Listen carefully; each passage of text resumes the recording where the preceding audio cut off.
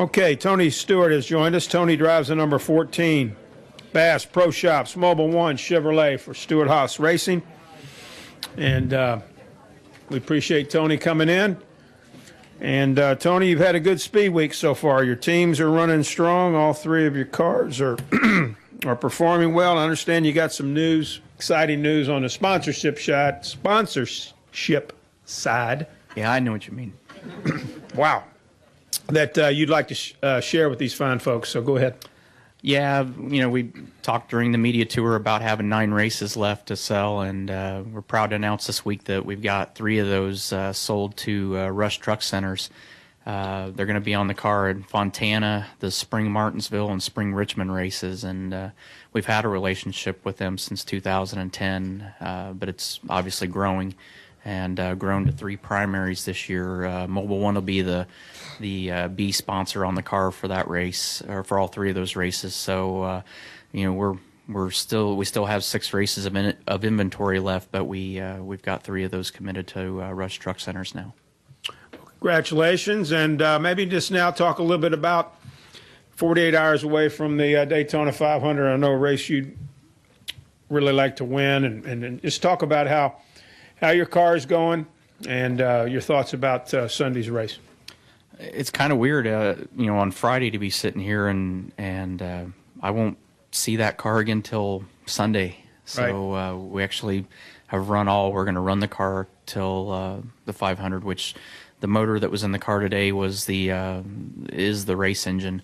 So we basically worked on our chassis setup and made sure we did our final run on the motor just to make sure there were no vibrations, no leaks, no problems. So it seemed like it was, I don't know where we ended up in the second session, if we were still on top of the board or not, but, it seemed like it had really good speed, and excited about Sunday now. It's going to be kind of nice to have a day off from the Cup car and be able to focus strictly on the Nationwide car tomorrow, but, I'm excited. I mean, we've made it through the whole week without a scratch on that car, and, it's about as ready as it can get for the 500. So I'm excited. I feel like we've got a car that's capable of winning the race. It's just a matter of whether the driver does a good job behind the steering wheel and puts it in the right positions.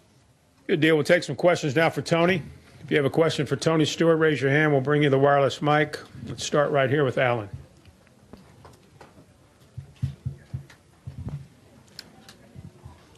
Alan Cavan on NASCAR.com. We've seen some cars get loose and crash. We heard a lot of drivers complaining about being tight in the dual races. Where was your focus on chassis setup this morning? I was actually tight yesterday too, so we went to free it up and see if we could get it more neutral, and I think we ran 28 consecutive laps out there, so we had plenty of heat in the tires during that run, and ran the top of the track, ran the bottom of the track, so we pretty much know what we've got now and feel like we got a pretty good handle on it. Other questions for Tony? Bob Pockris in the back, please. Bob Pockris, Sporting News. You were strong in the Unlimited. It looks like you have a pretty good car for Sunday. Does that kind of make you any more anxious or more feeling like, this could be the year that you win this race?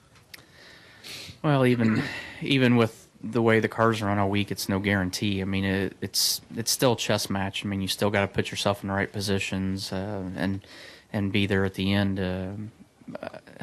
I'm comfortable, I guess, more than anything right now.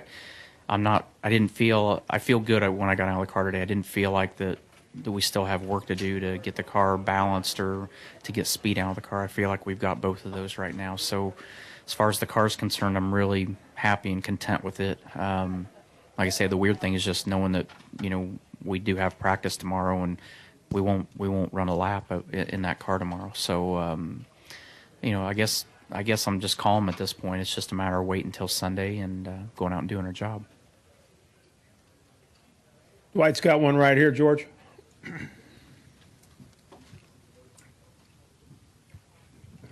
Dwight Drum, RaceTake.com.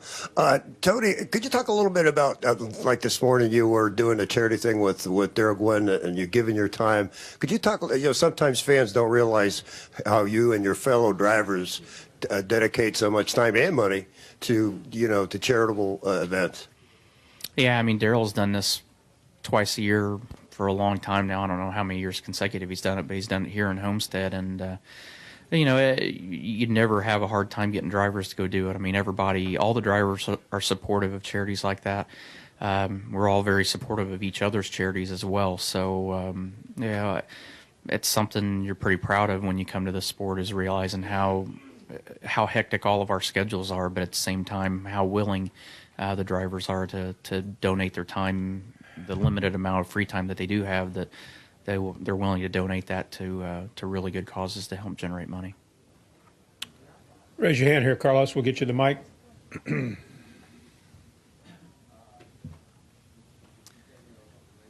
Carlos Mendez, Forward Star Telegram. Tony, is it unusual for you to be calm before this race, or does this race make you nervous most years? It always makes you nervous because you always want to win the biggest race of the year. But when I say nervous, it's not like you lose sleep over it. I guess today when I say I'm calm about it, it's like I'm really happy with my car. I mean, I got out, I looked at Steve Addington. He's like, I'm content if you are, and I'm like, I honestly don't know what to ask for. I don't know what else to ask for with the car. So, you know, it's nice from a driver's side to be able to say, I don't know what else to ask you for. Yeah, I don't know what else I need. So, you know, it's a good scenario. Like I said, when there's not a scratch on it, it's ready to race. So, you know, it'd be really nice. Those guys, you know, are going to have the whole day tomorrow to just get everything ready, go over everything with a fine-tooth comb, and make sure everything is absolutely perfect to get ready for Sunday. And that's a position I don't know that we've ever been in. I think we've always ran final practice, and, you know, if nothing else, at least a 15 or 20 lap run in final practice. So, you know, to have this year and know that we're finished and ready to go, it's nice for those guys to have that opportunity to take their time to get ready for the race. And you know, we're not going to be doubled up tomorrow, so we'll have a pretty fairly relaxing day tomorrow, hopefully, and be able to get ready for Sunday now. Question right here. Go ahead. Yes, Tony. Doug Turnbull from WSB Radio in Atlanta. Restricted play racing hasn't always been so relaxing to you. I know that sometimes, especially with the tandem racing, you really didn't like it. Can you comment on the change in the nature of plate racing that we've seen with this Gen 6 car, and if you like it any better or worse? I love it. I love actually being able to see through the car in front of me and see what's going on, and not just being crammed up the bumper of the guy in front of you and staring at their bumper, trying to make sure you're in the right spot to get an opening of air. It's a lot more fun, at least from my standpoint as a driver.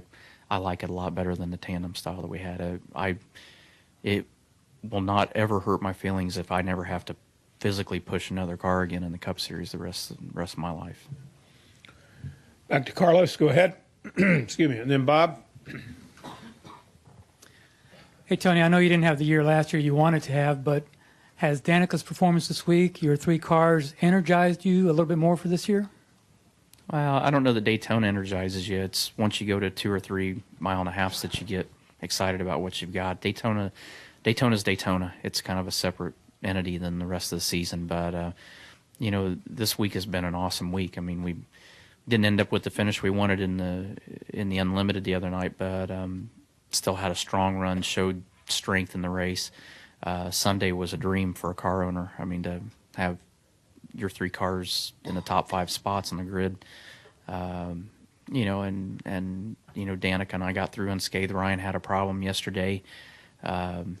We know what it was. We know what to do to solve it, keep that from happening again. And you know, he's in a backup car, and he seems to like his backup car so far. So, you know, as far as the 10 days that you're down here, it's it's kind of a mini season of its own, just getting through the 500. But you know, it's up to this point, it's been really, really good. And, you know, obviously be here today to talk about a new sponsor for 3 races. That's, you know, that's been the icing on the cake for a week so far. George, right here. Mike, raise your hand. We'll get you a wireless mic right here. Raise your hand a little bit higher. Chelsea. Right there, Mike. Coming to you. Okay, thank you. Yeah, Mike Brudnell at the Detroit Free Press. Tony, Danica said she'd get after it on Sunday. Will you run your own race, or would you be, you know, wanting to go with her if you can get in the draft with her and give her some support early? Well, I think, you obviously want to work with your teammates. I mean, nobody's mentioned Ryan Newman. I don't know if you guys know, but he's my teammate too. He drives a 39 car for us at Stewart Haas. He's been there for 5 years now. So just letting you know, we do actually have another teammate too that runs for us. But yeah, we'll do anything we can to work with our teammates. But you know, for 400 miles, working with your teammate in the first 100 miles isn't going to accomplish anything. It's really, you're not helping anything, but you're not hurting anything. I mean, it's really, you got to try stuff that you want to try when you want to try it, and figure and learn the things you need to learn for those last 100 miles. But you know, other than that, you know, it's in the perfect scenario, you're helping a teammate or a teammate's helping you at the end. So that's what you'd like to have. But you know, there's going to be times and scenarios during the days, pit stops. There's going to be a lot of things that happen that don't lead you to necessarily being around your teammate all the time, and you can't just stop what you're doing because you got a teammate somewhere else in every scenario. Anybody else? Jenna? Jenna Fryer, AP. If you hate this question, Bob asked me to ask you it. It's already got more merit than if David Newton asked you to ask me the question. So. You've been in the position where you've swept everything coming into the 500, and everybody said, "Oh, he's the favorite," and you know that doesn't translate to anything. That it's very difficult. Well, now Kevin's sort of in that position, and he's building steam as the guy to beat. Number one, is he the guy to beat? And number two, why can you run well? I'm still back here. Why can you run well and win everything, and then not pull it off on the big day and the one that counts? Well, you don't have the whole field in either of the two races leading up to it. Is part of that reason. You know, it's a 20-car or 22-car shootout on Saturday night. You have half the field, which is about the same amount of cars, 22 or 23 cars on Thursday. And sometimes the scenarios just don't work out. Sometimes you have bad luck that didn't creep up in the first two races. There's just a number of things that can happen on Sunday's race that don't happen or hadn't happened up to that point in the other two races. But you know, I think it's actually a good position for Kevin this week. I mean, it doesn't seem to be as easy to come from the back to the front as it has been in the past. And I think having that experience in the laps that he's led up front, I think he's learned a lot that's going to be really, really valuable at the end if he's in that scenario again. So, you know, that's good knowledge to have going into Sunday's race.